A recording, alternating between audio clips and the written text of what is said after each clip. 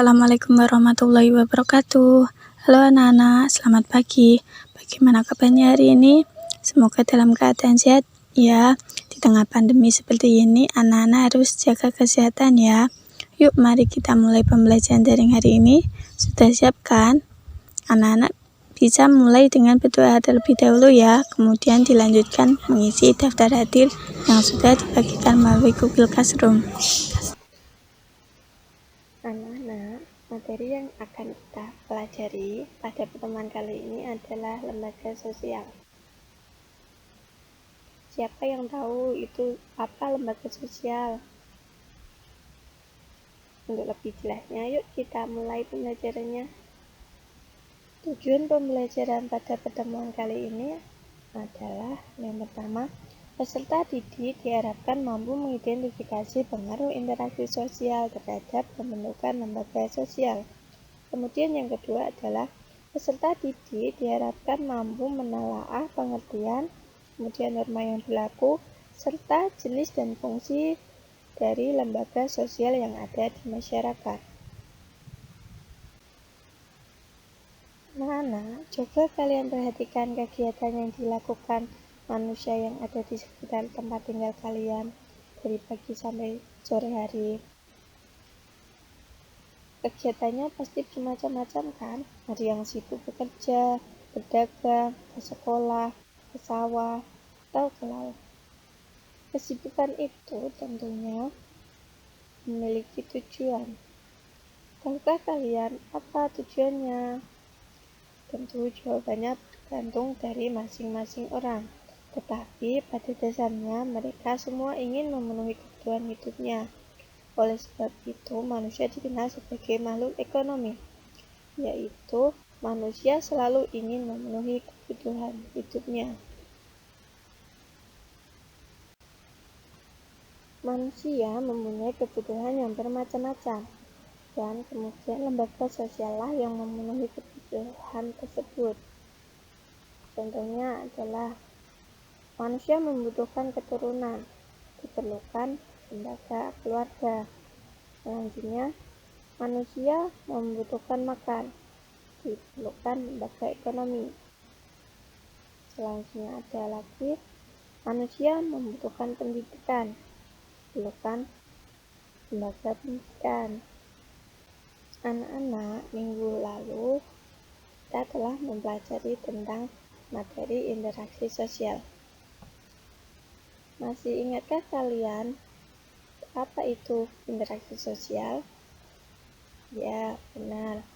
Interaksi sosial adalah hubungan timbal balik antara manusia, baik perorangan, antar kelompok, maupun antara perorangan dengan kelompok untuk memenuhi kebutuhan hidupnya. Interaksi sosial adalah kunci dari semua kehidupan sosial. Oleh karena itu, interaksi sosial juga menjadi penyebab terbentuknya lembaga sosial, karena dengan bertemunya perorangan menjadi membentuk suatu kelompok sosial yang hidup bersama, membutuhkan suatu aturan, sehingga melahirkan lembaga untuk memenuhi berbagai kebutuhan hidup manusia. Dan agar manusia melaksanakan kegiatannya tersebut dengan tertib, maka dibutuhkan suatu aturan atau norma yang berlaku.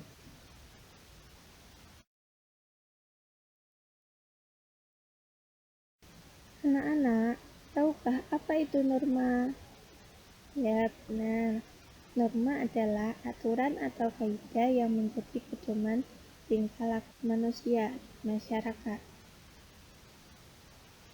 Kemudian aturan itu bisa dikategorikan sebagai norma jika memenuhi syarat, karena yaitu yang pertama, sebagian besar anggota masyarakat menerima norma tersebut. Kemudian yang kedua, norma tersebut menjiwai seluruh warga dalam sistem sosial. Dan yang ketiga adalah norma tersebut mempunyai sanksi yang mengikat setiap anggota masyarakat. Norma ada tingkatannya. Tingkatan norma ada 4, yaitu yang pertama adalah cara. cara adalah norma yang menunjukkan kepada suatu bentuk perbuatan dengan sanksi yang ringan. Contohnya adalah cara berpakaian. Kemudian yang kedua ada kebiasaan. Kebiasaan ini merupakan norma yang menunjukkan perbuatan yang secara nyata dilakukan berulang-ulang dalam bentuk yang sama. Contohnya adalah kebiasaan memberi hormat kepada orang yang lebih tua. Yang ketiga ada tata kelakuan. Norma ini adalah kebiasaan yang dianggap tidak hanya sebagai perilaku, tetapi juga diterima sebagai norma pengatur. Contohnya adalah tata tertib. Jika melanggar tata tertib, maka akan dikenai sanksi. Yang keempat adalah adat istiadat. Adat istiadat ini merupakan norma dengan tata kelakuan yang menyatu dengan pola-pola perilaku masyarakat dan memiliki kekuatan mengikat yang lebih. Jika dilanggar, sanksinya akan berat.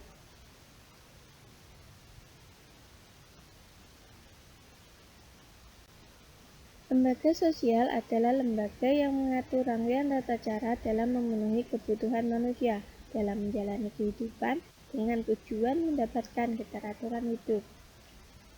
Lembaga sosial yang ada di masyarakat ada 5, yaitu yang pertama lembaga keluarga, lembaga agama, lembaga ekonomi, lembaga pendidikan, dan yang terakhir adalah lembaga politik.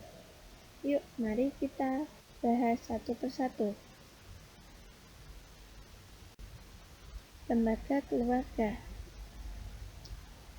Lembaga keluarga adalah lembaga yang dimana keluarga ini merupakan unit sosial terkecil dalam masyarakat yang terdiri dari ayah, ibu, dan anaknya. Lembaga ini memiliki beberapa fungsi, diantaranya yaitu fungsi reproduksi. Artinya, dari pernikahan diharapkan akan memberikan keturunan. Kemudian fungsi proteksi atau perlindungan, di mana keluarga memberikan perlindungan pada anggotanya, baik perlindungan fisik maupun yang bersifat kejiwaan. Selanjutnya adalah fungsi ekonomi, karena pada umumnya dalam sebuah keluarga, ayah merupakan kepala keluarga serta menjadi tulang punggung keluarga. Selanjutnya ada fungsi sosialisasi, di mana keluarga berperan membentuk kepribadian anak agar sesuai dengan norma dan nilai-nilai sosial yang berlaku dalam masyarakat. Selanjutnya ada fungsi afeksi, di mana keluarga memberikan kasih sayang dan perhatian pada anak-anaknya.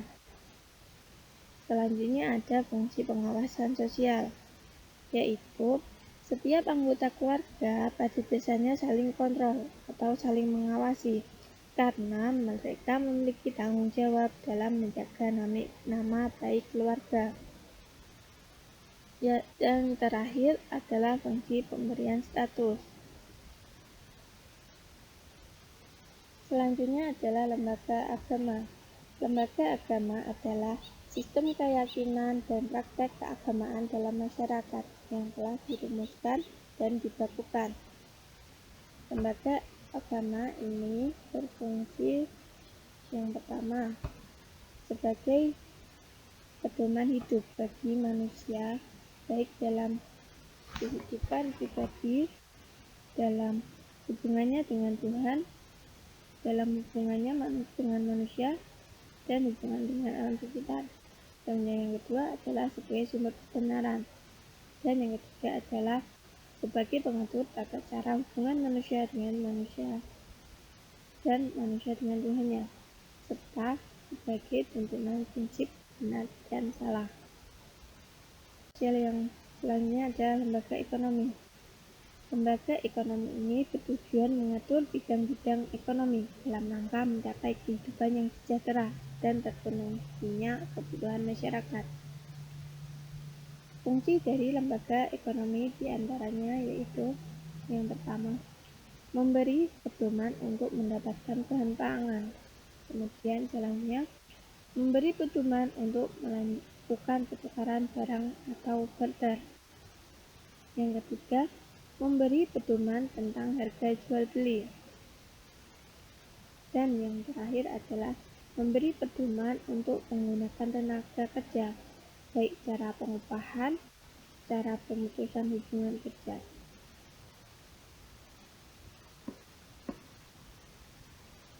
Yang keempat ada lembaga pendidikan. Lembaga pendidikan ini adalah lembaga atau tempat berlangsungnya proses pendidikan yang dilakukan dengan tujuan untuk mengubah tingkah laku individu ke arah yang lebih baik melalui interaksi dengan lingkungan sekitar. Lembaga pendidikan ini mempunyai dua fungsi, yaitu fungsi laten dan fungsi manifest. Fungsi manifest ini terdiri dari mempersiapkan anggota masyarakat untuk mencari nafkah, kemudian mengajarkan peranan dan tanggung jawab dalam masyarakat. Selanjutnya, mengupayakan tenaga pembangunan yang terlatih dan menanamkan nilai-nilai dan norma dalam masyarakat.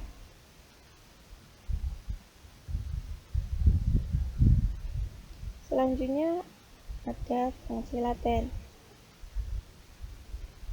Contohnya, mengurangi pengendalian orang tua. Kemudian, mengajarkan kepada peserta didik untuk bersikap kritis dan berpikir positif. Yang terakhir adalah mempertahankan sistem kelas sosial. Yang terakhir adalah lembaga politik. Lembaga politik merupakan suatu lembaga yang mengatur pelaksanaan dan wewenang yang menyangkut kepentingan masyarakat agar tercapai suatu keteraturan dan tata tertib kehidupan masyarakat. Lembaga politik ini mempunyai dua fungsi, diantaranya yaitu yang pertama adalah memelihara ketertiban dalam negeri. Kemudian yang kedua adalah mengusahakan kesejahteraan umum. Contohnya adalah mengusahakan bahan pangan, papan, sandang, juga pendidikan, dan kesehatan. Nah, itulah tadi pembahasan materi tentang lembaga sosial. Untuk mengukur pemahaman tentang materi pembelajaran hari ini, anak-anak bisa mengerjakan soal evaluasi ini, soal teka-teki silang.